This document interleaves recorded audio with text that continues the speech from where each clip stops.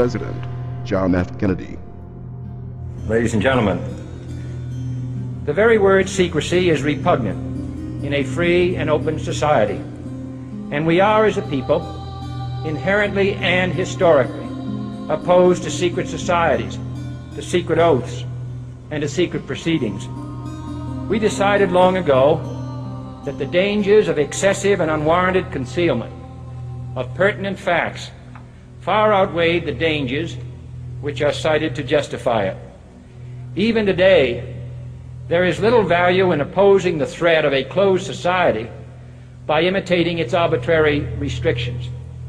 Even today, there is little value in ensuring the survival of our nation if our traditions do not survive with it.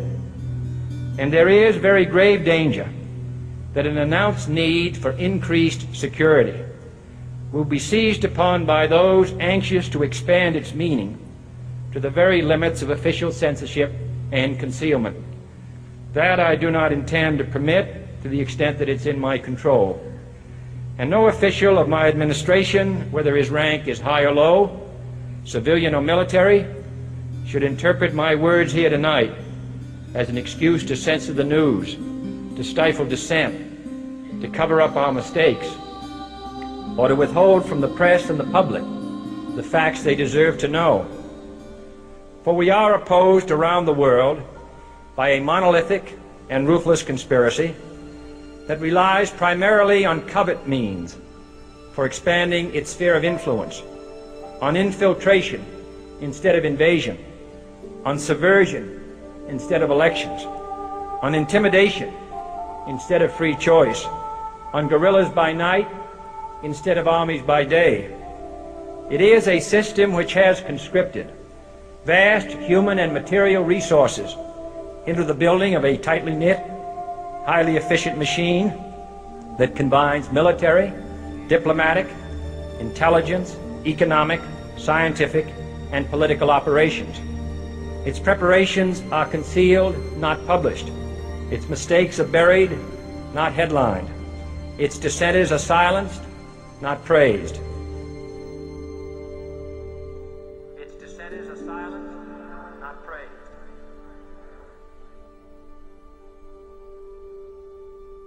Its dissenters are silenced, not praised. Its dissenters are silenced, not praised.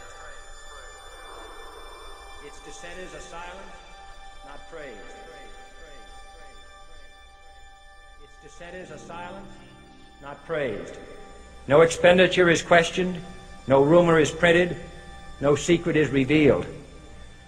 No president should fear public scrutiny of his program, for from that scrutiny comes understanding, and from that understanding comes support or opposition, and both are necessary. I am not asking your newspapers to support an administration, but I am asking your help in the tremendous task of informing and alerting the American people. For I have complete confidence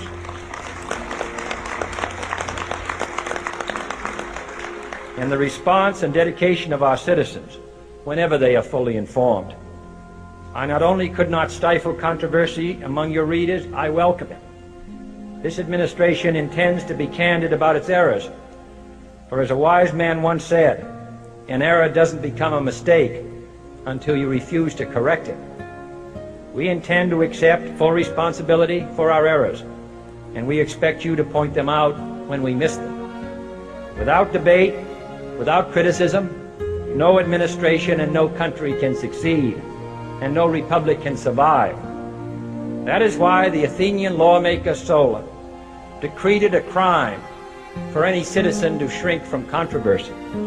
And that is why our press was protected by the First Amendment, the only business in America specifically protected by the Constitution, not primarily to amuse and entertain, not to emphasize the trivial and the sentimental, not to simply give the public what it wants, but to inform, to arouse, to reflect, to state our dangers and our opportunities, to indicate our crises and our choices, to lead, mold, educate, and sometimes even anger public opinion.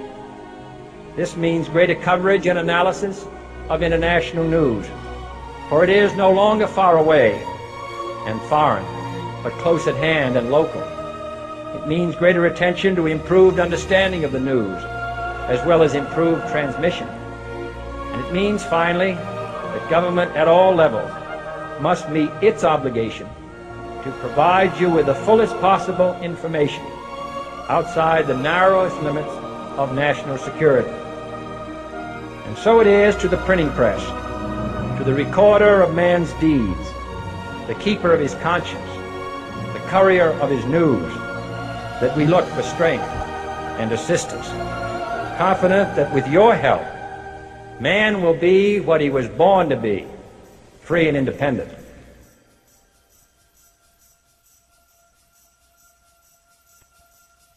You were both in Skull and Bones, the secret society. It's so secret we can't talk about it. What does that mean for America? The conspiracy theorists are going to go wild. I'm sure they are. I don't know. I haven't seen the web. Number 322. You both were members of Skull and Bones, a secret society at Yale. What does that tell us? Not much, because it's a secret. Is there a secret handshake? Is there a secret code? I wish there were something secret I could manifest. 322, a secret number? There are all kinds of secrets, Tim, but one thing is not a secret. I disagree with this president's direction that he's taking the country. We can do a better job, and I intend to do it. And we'll be watching. Be safe on the campaign trail. John Kerry, thanks for joining us. And we'll be right back. It's good to be back at the Council on Foreign Relations. As Pete mentioned, I've been a member for a long time and was actually a director for some period of time. I never mentioned that when I was campaigning for re-election back home in Wyoming. Senator Clinton, how you doing? I'm good. How are you Can doing? I ask you a quick question while you sign that? Sure. It was reported in June of 2006 you attended a meeting in Ottawa, Canada, the Bilderberg Group. Can you comment on that? What's going on at the Bilderberg meeting, and what do you guys talk about up there? I have no idea what you're talking about. Yeah, you do. I was reported you were up there, and people saw you up there. I just want to know what you guys talk about and meet about up there. Sir, I don't know. Why are they such top secret meetings? I have no idea what you're talking Your about. husband went to a Bilderberg meeting too. I'm just wondering. I'm not being rude or anything. No, I just want to know what happens at appreciate these that. meetings. Well, since I wasn't there, I have no idea. Okay, thank you, Senator. Thank you. How are you? There you go. Thank you very much. Listen, I am a happy member of the Bohemian Grove. I like the folks who come there, and it's really inappropriate for me to talk about the group beyond that. Thank you. Have you been there for the ceremony with the cremation of care? Frankly, I don't think that's something I need to talk to you about.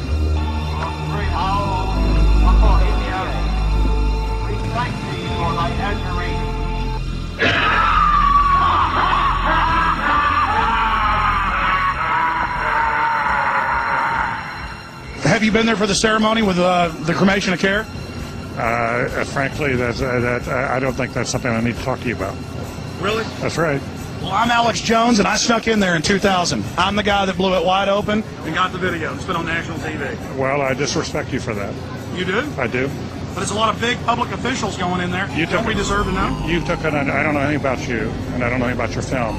But if you go in there with an understanding, you violated that understanding by releasing that film, and I don't respect you for that. Really? I'm sorry. You took an understanding when you went in there that you would not do that film, and did you have an understanding when you went in there? No. Did you crash it? Yes. Yeah, and it has no trespassing signs there too, doesn't it? No, they put those after. Oh, I'm sorry. I'm sorry, sir. I've been there before. I know what the circumstances are, and I'm sorry you violated the understandings. That was not a gentlemanly thing to do. Well, what about the ritual? Is the ritual gentlemanly?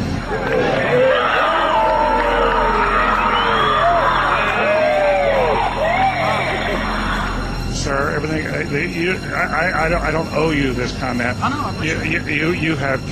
This is what's called ambush journalism, and I disrespect you for that as well. So thank you and goodbye. The ritual?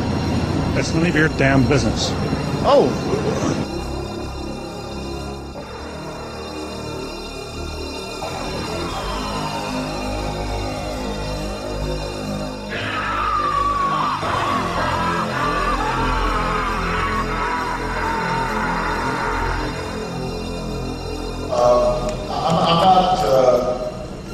The Council on Foreign Relations, I don't know if I'm an official member. I've spoken there before.